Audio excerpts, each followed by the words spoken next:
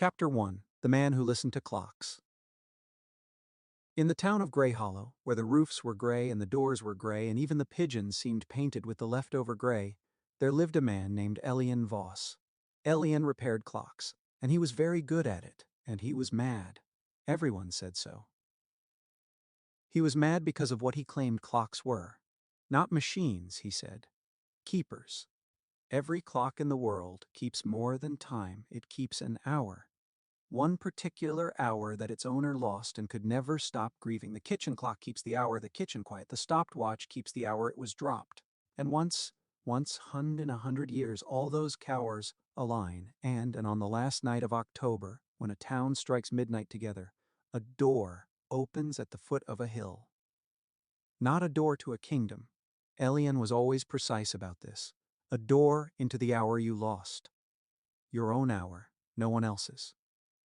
He had learned all this as a boy of 13, apprenticed to old Corin Alder, the last great clockmaker of Clock Lane, who painted strawberries on everything he made because his wife loved them. It was Corin's book, batteredless, found in a bin behind the bookbinders that Elian had read 11 times and that had then been lost, which Elian always said only proved it was true. Books like that never stay, they go home. Corin had been dead 20 years, the strawberries remained, so did the madness, which had a second, quieter source, and this the town mentioned only in a lowered voice. 50 years ago, on a midsummer night of the lane had the lane walked up the hill at the end of Clock Lane and never come home, and what Elian Voss, then a boy of 13, said happened to him was the real reason everyone called him mad. What he said, exactly, belongs to a later chapter of this story, because that is when Wren heard it. And Wren is the person this story is actually about. For now, you only need 3 things. Elian was 63. The 100 years were up on the last night of this October, and Mayor Aldous Grable, tall, tidy, a man with a voice like a closing ledger, who had balanced the town's books for 20 years and taxed sentiment out of existence wherever he could reach, had just bought up every lease on Clock Lane, hired a steam excavator from the city, and announced that on the 1st of November he would begin demolishing the lane and cutting into the hill. Everyone assumed he wanted the land. Almost no one asked why he wanted it so badly. Here is what was at stake, since the town never bothered to state it plainly. If the excavator bit into that hill before the 100-year midnight, whatever waited behind the door would stay behind it. Not for another 100 years, but forever, under concrete. Elian Voss had 1 week, 1 hill, and 1 chance.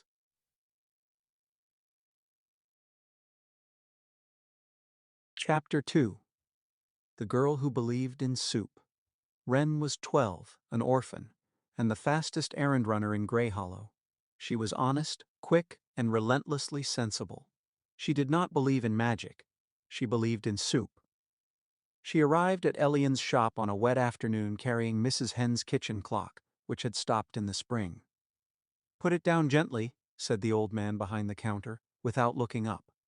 His white hair stood up as if it had heard surprising news. Kitchen clocks are proud. The shop ticked around her, hundreds of clocks, floor to ceiling, all beating slightly out of step, like rain, like hearts. There was one clock in the shop that did not tick. It hung by itself above the stairs, apart from all the others, a black-rimmed railway platform clock, stopped at 7 minutes past 6. It was spotless. She would learn later that he dusted it every morning of his life, but its hands had not moved in decades, and it was the only thing in the shop that looked both cared for and beyond repair. "What's wrong with that one?" "That one's not for sale," said Elian, and that was all he said. Elian unwrapped the clock and went very still. It was a plain, round-faced thing with painted strawberries around the rim. "I know this clock. My master made it. Corin Alder. Strawberries on everything. For his wife. I painted these very strawberries when I was younger than you." He turned it over. Faded on the back were 3 small initials, EV. "There. You see? Nothing made with love is ever really lost. It only travels." Wren, who did not believe in things coming back, found she had nothing to say to this. "Someone in that house went away in the spring," Elian said. peering into the clock's back. Her husband. Everyone knows that. Then here is the repair. And it's free, because I can't do it. Only she can. She must sit in the kitchen to eat, not stand at the stove. Sit, evening after evening. The clock isn't broken. It's keeping the hour the kitchen went quiet, and it will go on keeping it until the kitchen is lived in again. Mrs. Hen isn't going to do that because a clock repairer said so. No, she'll do it because one evening she'll be too tired to stand, and the clock will start keeping time again, and she'll call it a coincidence. Magic doesn't mind being mistaken for coincidence. It's used to it. He wrapped the clock, then pressed one more thing into her hand. A small brass compass, old and scratched. It doesn't point north. It points to what you've lost. Carry it a few days. If it points north, bring it back and tell everyone Mad Elian is even madder than advertised. Compasses point north? That's all they do. Then you'll win the argument. And you look like a girl who enjoys winning arguments. She took it because it was free. That night she checked it against the stars. It did not point north. It pointed at her heart. She told herself for 6 days that it was broken. On the 7th, Mrs. Hen stopped her in the street with wet eyes and a hot loaf, because the clock had started keeping perfect time on Tuesday, the first evening she'd been too tired to stand at the stove. Coincidence, Wren told herself, all the way down Clock Lane. But her feet took her to the shop anyway. Chapter 3. The Rules of the Door. There are rules, said Elian, pouring tea. If you're going to mock an old man's life's work, mock it accurately. I'm listening, said Wren, which was not the same as believing, as they both knew. Rule 1. The door opens once in 100 years, on the last night of October, at midnight, but only if the town strikes midnight together. Every clock, one voice. The chime is the address. No chime, no door. Rule 2. The door opens into your own kept hour. You can stand inside it. You cannot change it. And you cannot carry anything out of it. Nothing. You can only take it in. See it, hear it, learn it by heart. What you learn by heart comes back with you. That is the entire cargo allowance. Rule 3. Someone must stay outside and keep knocking, slow and steady, the whole hour. Inside, everything is golden, and you forget the direction of the door the way you forget a dream's beginning. The knocking is the thread home. Without it, the hour ends with you inside, and you're kept. Mark the difference, Wren. The chime opens the door. The knocking keeps the traveler found. Do not confuse the two, people have. The book adds one mercy. When a whole town strikes midnight and holds it, truly holds it, hundreds of clocks refusing to strike one, the chime itself becomes the thread. It has happened, the book claims, 3 times in history. It has never happened here. Kept, said Wren. Like stuck? Forever? Forever. Tending the lighted hours of strangers, in the dark between the doors, unless 100-year midnight comes, and another living soul freely takes the keeping, then the kept one is released. Those are the rules. I have had 50 years to memorize them. And the place? You keep saying the hill. The hill is big. The book is exact about the place, said Elian. Where the hill hides its face from the town, a little fold of ground behind the railway embankment, there lies a flat stone like a doorstep, with ferns, though it is not the season for ferns. Why 50? Asked Wren. Why do you know the exact number of years you've believed this? And there the shop went quiet, except for its 100 small hearts, and Elian Voss told her about Tomas Grable. I was 13. He was 28, the fastest pair of hands in the lane, and he raced me along the rooftops once, and let me win. His wife had died the year before, leaving him with a son of 8, and he was drowning. He found my book, Corin's book. and he wanted her kept hour so much he could not wait for the 100-year midnight. There is a warning in the book. A knock out of season opens a crack, and a crack keeps. I begged him. He knocked anyway. On midsummer night, I heard the crack open. It sounds like a long breath drawn in. Then there was no one on the hill. I told the town the truth, and the town decided I was mad, because the truth was worse. Wren did the arithmetic. It was not hard arithmetic. The son said, the 8-year-old. Aldous Greyhollow, our mayor. He has his father's journal now. I've seen it in his hand at meetings. He knows the date as well as I do. He isn't bulldozing the hill despite the door, Wren. He's bulldozing it because of it. But if he thinks it's a fairy tale, why bother? There's the question that should frighten you, Elian. He doesn't think it's a fairy tale. He's thought it's true since he was 8 years old. And a man who believes a thing and hates that he believes it is the most dangerous man in the world. The 100 years are up in 9 days. On that night the town is going to strike midnight, and I am going to knock. He'll stop you. He has guards, and money, and the law. Yes, it's going to be an interesting week. Chapter 4. The Mayor's Offer. Understand this about Mayor Aldous Greyhollow. He was not a buffoon. A buffoon would have been beaten in a chapter. On the 4th morning before the last night of October, he sent for Elian Voss. On his desk lay 2 papers, and below his window stood the steam excavator, black and immense, its iron jaws big enough to bite a house in half. I have bought Clock Lane, he said. Every lease, legal, paid, witnessed. Here, he touched the first paper, is a new shop for you on Baker Street. Bigger, front window, 10 years rent paid. Here, the second, is a pension and a brass plaque. Elian Voss, clockmaker of Greyhollow. Comfort, respect, customers. And the price? 1 sentence, a printed statement in your own hand in the Gazette. The story of the door is a fairy tale I invented, and I am sorry for the trouble it has caused. The office was very quiet. All these years, said Elian at last, I thought you didn't believe me. The mayor's face did not move, but something moves behind it, the way something moves under ice. I will tell you once what I have never told another soul. I have my father's journal. I have read your book. It was in his satchel, at the hill's foot, 400 times. I know the rules as well as you do. I know the 100 years fall on the last night of this month. He leaned forward. I was 8 years old, Elian. That is precisely why the hill comes down.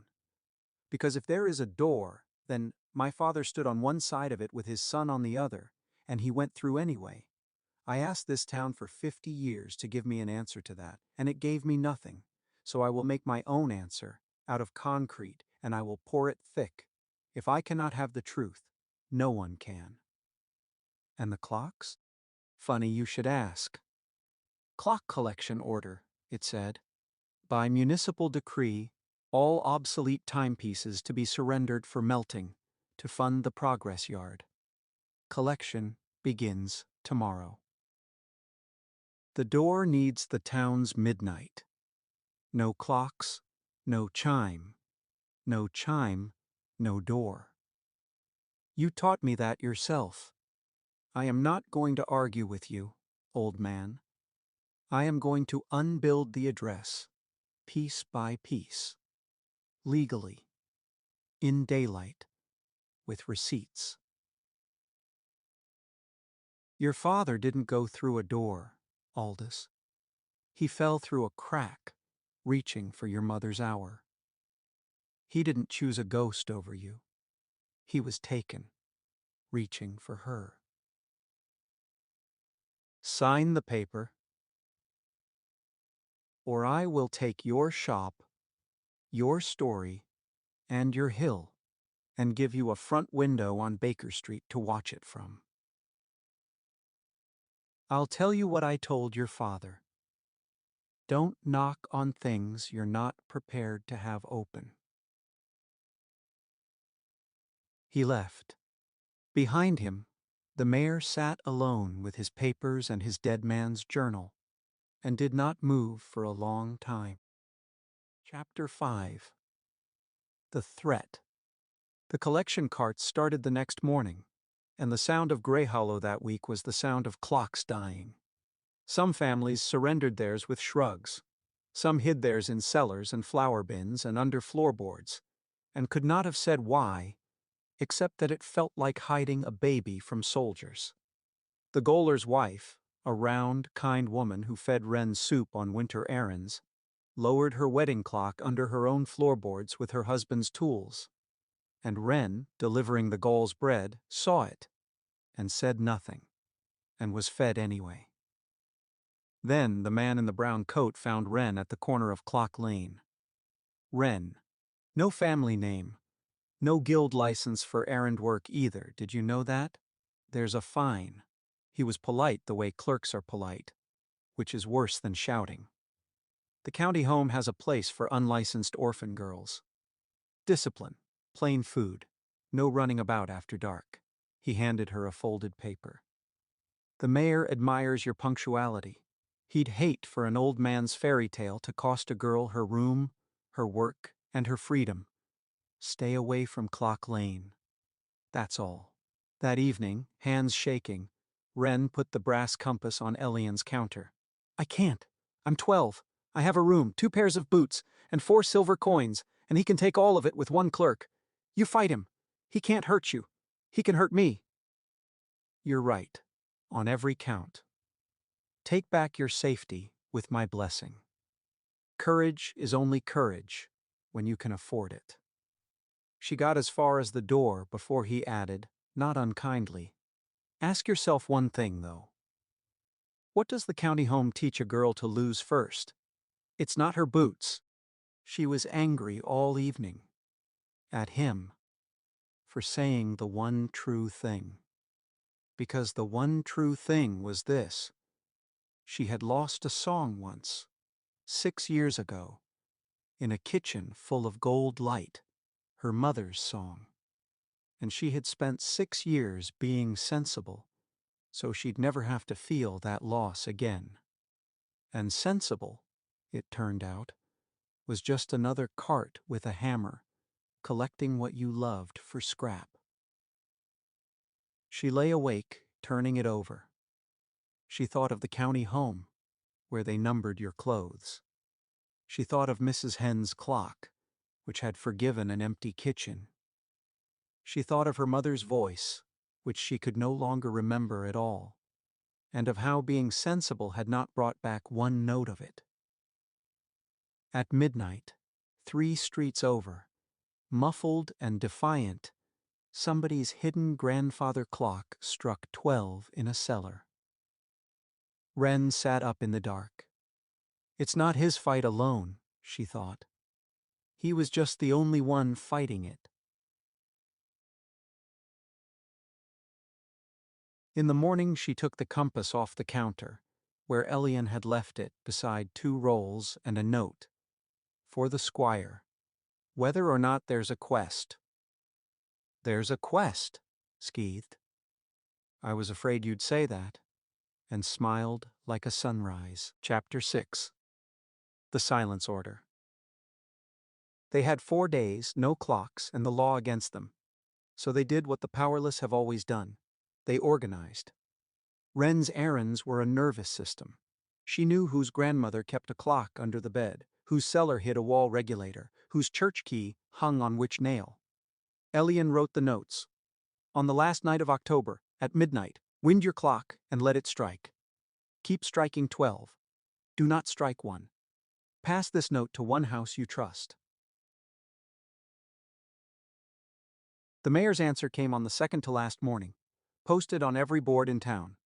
By municipal order, on the night of October 31st, all public clocks and the church bell shall be stopped at 11:50, and a curfew imposed from 11 o'clock. At 12:01 the progress era begins. Any person outdoors after curfew will be detained.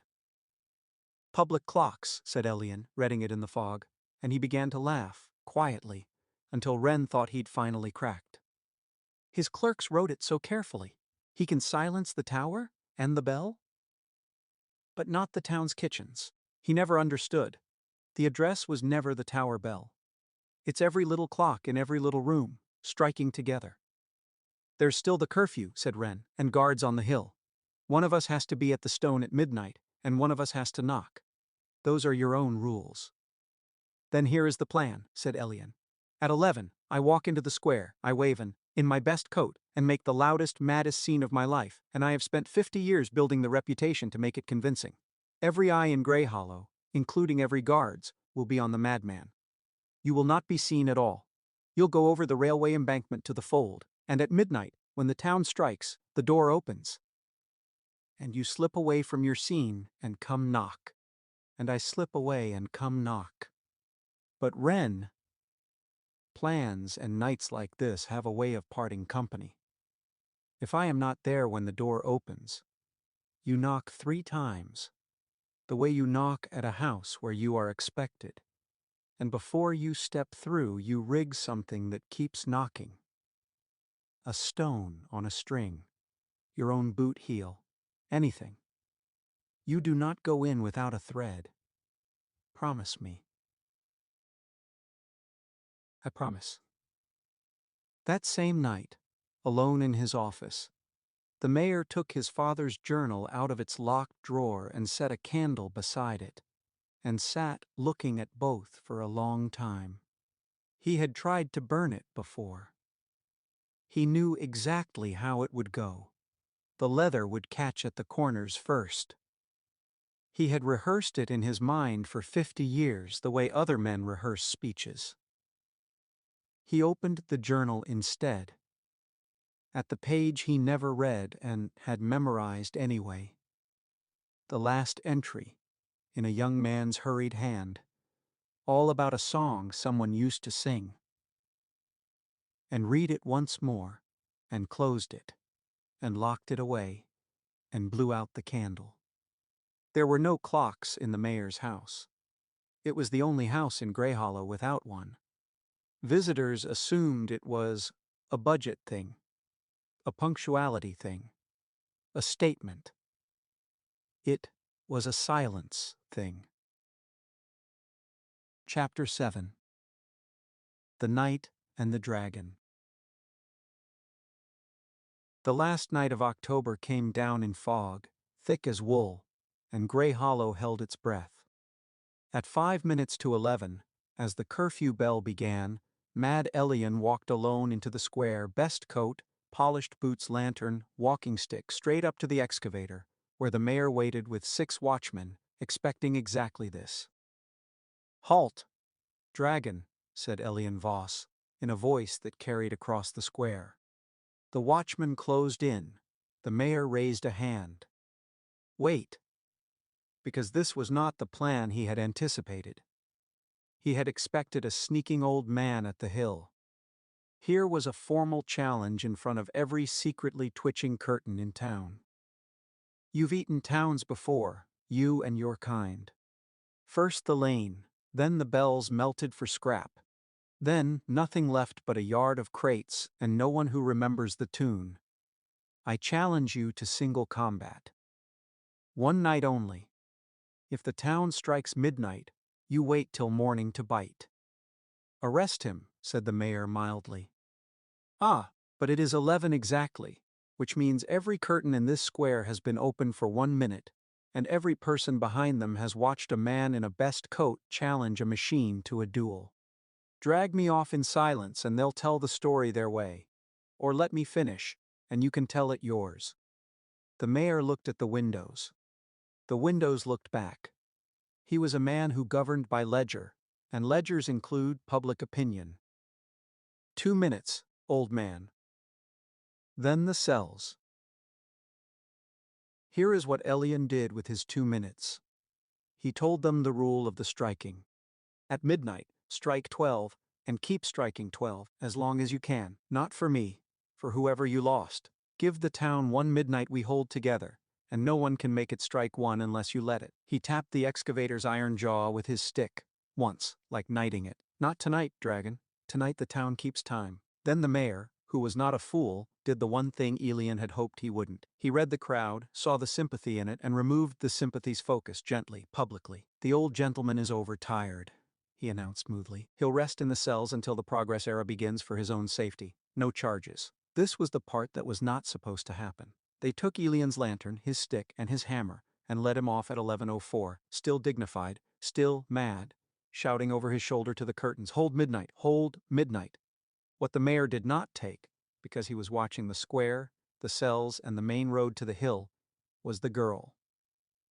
Wren was already on the tannery path, in the fog, with the compass in her pocket and Elian's spare hammer in her satchel, running the fastest 9 minutes of her life. The knight's half of the plan was to be seen. The squire's half was not. Chapter 8. The night Greyhollow held midnight. Wren reached the fold behind the hill at 11:30, and found the flat stone with the ferns, green as June, impossibly green, exactly where 50 years of notes said it would be. She also found 2 watchmen at the fold's entrance.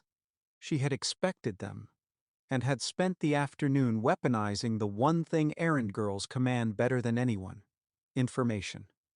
She had told, separately, innocently, the tanner's boy, the railway porter, and 3 stable lads that the mayor's own brandy was being moved to the hillfold at midnight, to toast the progress era in private, and that whoever kept watch there would likely get a glass. By 11:30 there were 11 young men lounging hopefully near the entrance, and the watchmen were fully occupied.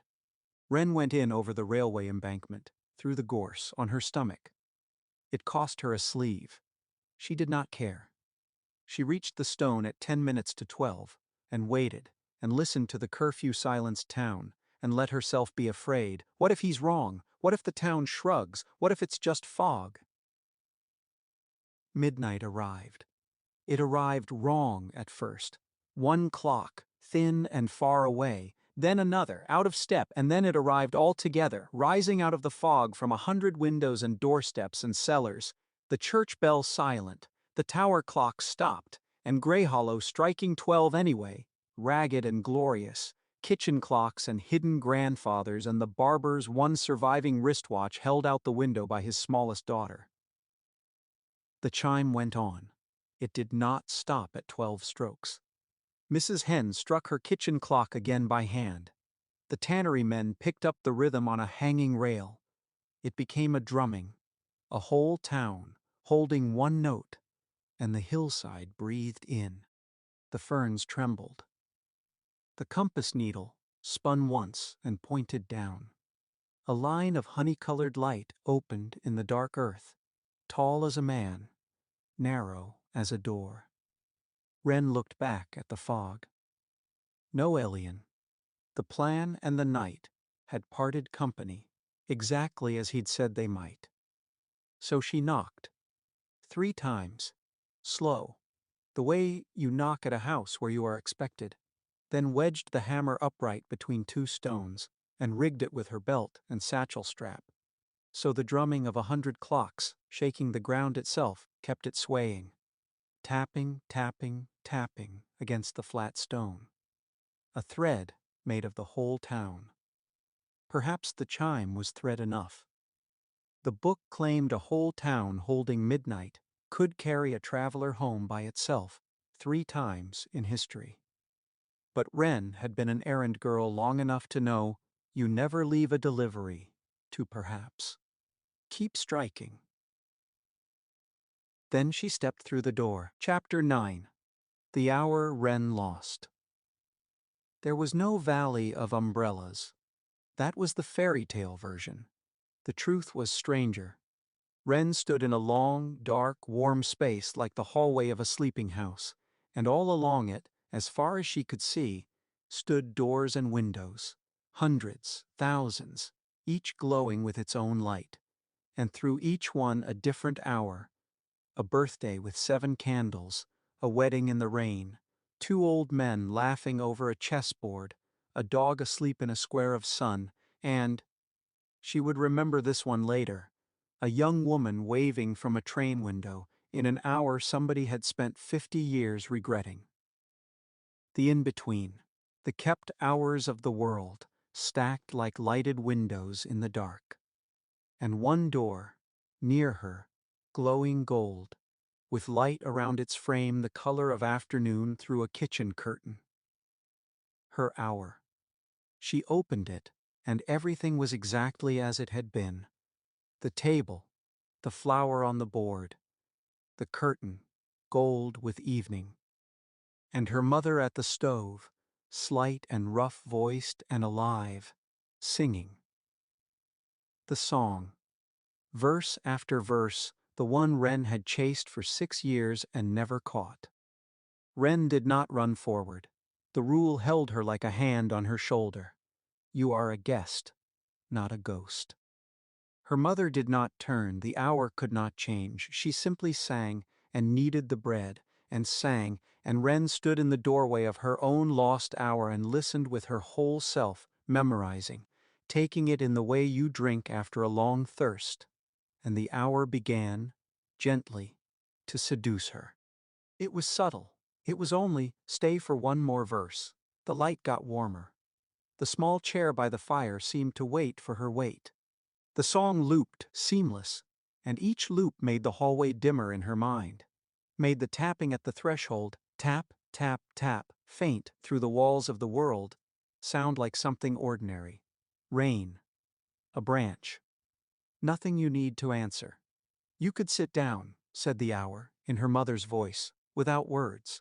You could sit down, and the verse would never end. Wren's hand was on the chair's back. She was crying. And then, through the tapping, through the song, she heard something the hour had not made. A voice, old and male, out in the hallway of the world, banging like a fist on a shutter. Elian Voss, the hour is shortening. The town cannot hold 12 forever. Elian. How he'd come to be out of his cell is a story of its own, and it is short. When the whole town began striking 12, the gaoler's wife looked at her wedding clock's hiding place, and then at the spare key on its nail, and decided that some laws are smaller than some hours. She let him out without a word. He kissed her hand, and ran, and was on the hillside where he belonged, spelling the wedged hammer with his own raw fist. And the name, Elian Voss. He had never called her that. No one had ever called her anything but Wren. No family name, and through the golden haze it reached her like a hand on her shoulder. Someone on the other side had given her a name to come home to. Wren looked at her mother. Her mother sang, and kneaded, and did not turn, because the hour could not turn, and that, suddenly, was the answer and the mercy both. This is not her. Her is what I carry. The song was for carrying, not for keeping. Keeping was the trap with the golden light.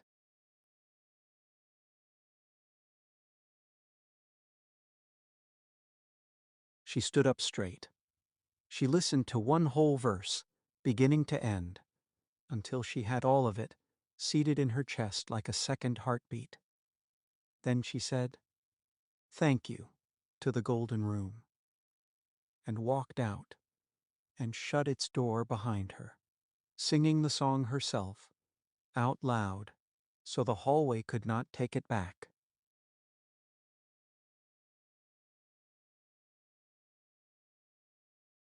Chapter 10. The Man in the Hallway. The in-between was darker now.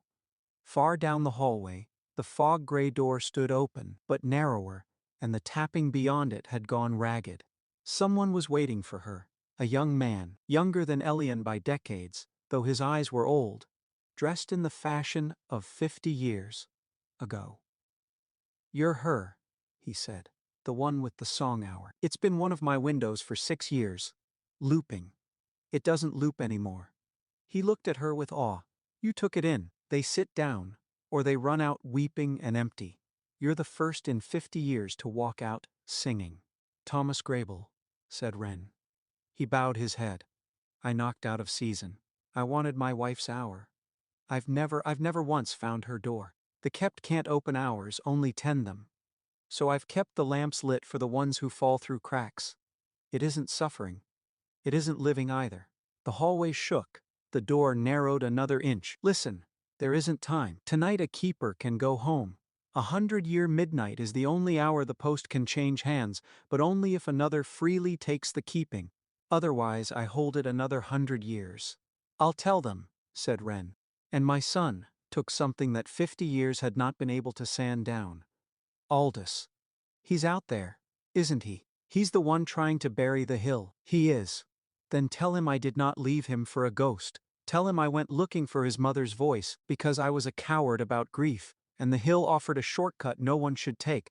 Tell him the day he was born I promised to teach him to sail, and that promise is in his hands now, not mine, and tell him I am sorry, and that his mother would have been so angry at all of this. He almost smiled, especially the concrete. I'll tell him.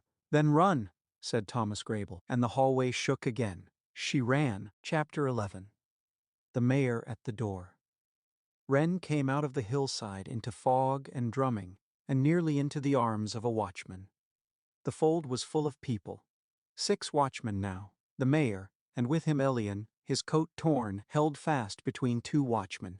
They had caught him at the threshold 3 times that hour, and 3 times he had twisted free to knock again. Now they simply held him, and his one free fist, raw and bleeding, went on knocking. And beyond them, at the fold's entrance, the drumming was not rails anymore. It was people. Dozens of townspeople in nightclothes and coats, carrying clocks, sitting down on the cold grass in a half-ring around the fold, striking 12, over and over, in the fog. The barber, Mr. Pym the newspaperman, the tanner's boy, the gaoler's wife, key-ring still at her belt. The night Greyhollow refused to strike one. The steam excavator stood at the fold's mouth, boiler lit, jaws open, and could not move, because the mayor could not order a machine through 50 sitting citizens in nightclothes without becoming the kind of story no ledger survives. Enough, said the mayor, and his ledger voice cracked on it, because Wren had just stepped out of a door of honey-colored light in the side of a hill in front of everyone, singing. The whole fold heard the song end. The silence afterward was enormous. It's real, said Mrs. Hen, in the tone of a woman filing something away forever. It is a lantern trick, and a frightened old man, and a deluded child, and I will have the lot of you in cells, Aldous. She went in. She came back. She found your father. The mayor went very still, and Wren, 12, tired, one sleeve torn, delivered the message exactly as it had been given to her. The mother's voice. The cowardice about grief. The shortcut no one should take. The sailing promise. In his hands now, not his father's. The sorry. And the part about how angry his mother would have been, especially at the concrete. Somewhere in the middle of it, the mayor of Greyhollow stopped being the mayor and became an 8-year-old boy standing in fog. He can come home, said Elian gently. Tonight is the only night. The kept one is released at 100-year midnight, if another freely takes the keeping. Someone has always held that threshold, Aldous. For 50 years, it has been your father, holding the door for strangers, in the dark, because he knocked wrong once, reaching for someone he loved. Take the post, said the mayor hoarsely, to the hill, to the narrowing line of light. Take it and let him out. Take me. No, said Elian Voss. Chapter 12. The Keeper. Everyone looked at him. You are needed here. You have a town to run and a 50-year mistake to unmake. And anyway, it is my door. I found the book. I waited 50 years. I have spent my whole life being a signpost, Aldous. Do you know what a signpost dreams of? Of standing at the place it points to? He turned to Wren, and his face did something complicated and settled into peace. The tools are yours. The story is yours. Mrs. Hen has a room over the bakery she's been saving. Keep the clocks beating. Tell it as a fairy tale. That's how true things survive. Elian, said Wren. Better a fool for something than sensible about nothing. I told you that once. Tonight I get to prove it. He walked to the narrowing door, knocked once. Softly, the way you knock at a house where you are expected, and stepped through. And there, just inside, he stopped, because the first window in the hallway was his. A railway platform, 50 years ago. A young woman at a train window, scanning the crowd, hope going out of her face by degrees as the whistle blew. Anna, the hour he had not run after her. The hour he had kept, without knowing it, in every clock he ever repaired. The platform clock above his stairs? Stopped at 7 minutes past 6, dusted every morning, never once opened, never once repaired. It had not been broken.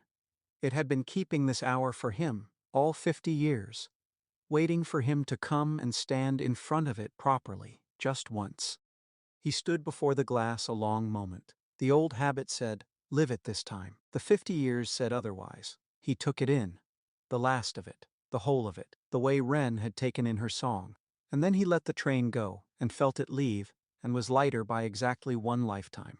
And outside, at last, the striking began to falter. It had held for more than an hour of sore wrists and aching arms, of clocks passed hand to hand. But midnight is heavy work, and the drumming frayed, and the line of light in the hillside shivered, and began, by inches, to close with Elian still inside. So Wren did the thing she had crossed a door to learn.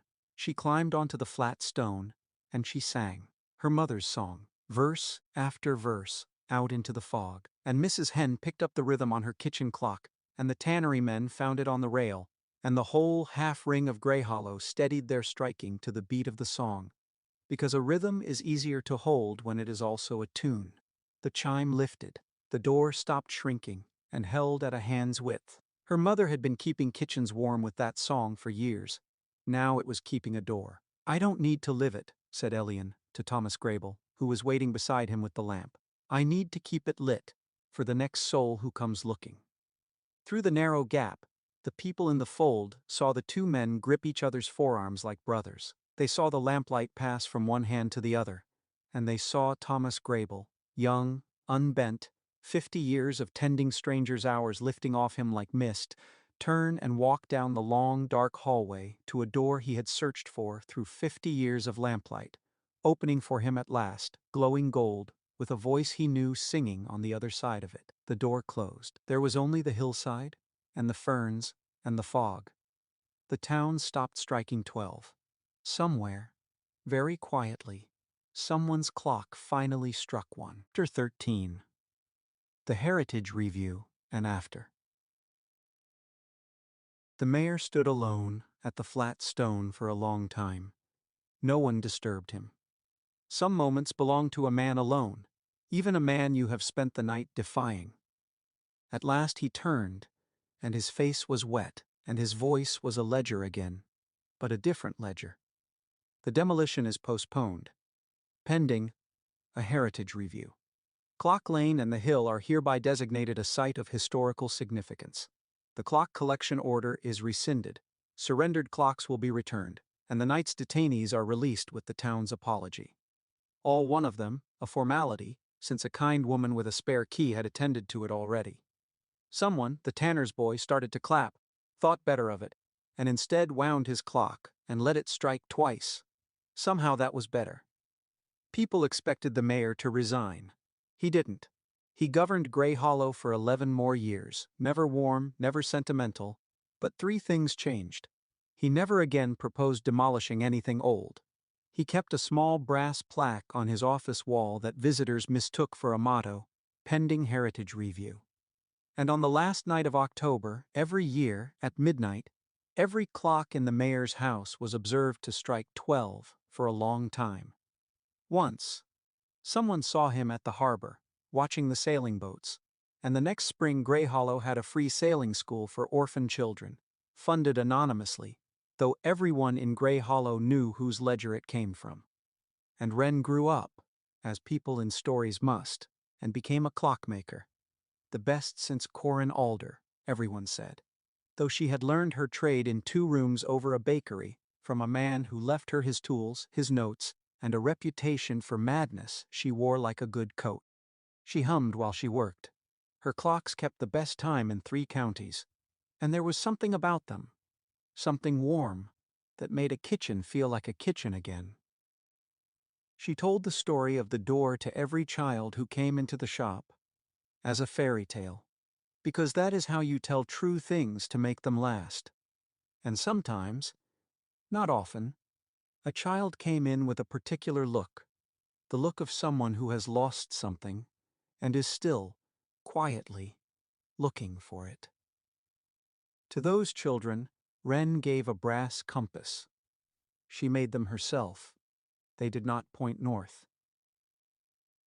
When she was 19, she repainted the shop sign. The landlord had offered to pay for something respectable, something with hen in it, since the bakery owned the building. She painted, Voss and Daughter, Clockmakers. It was not strictly accurate. It was entirely true. Magic doesn't mind that combination either. It's used to it.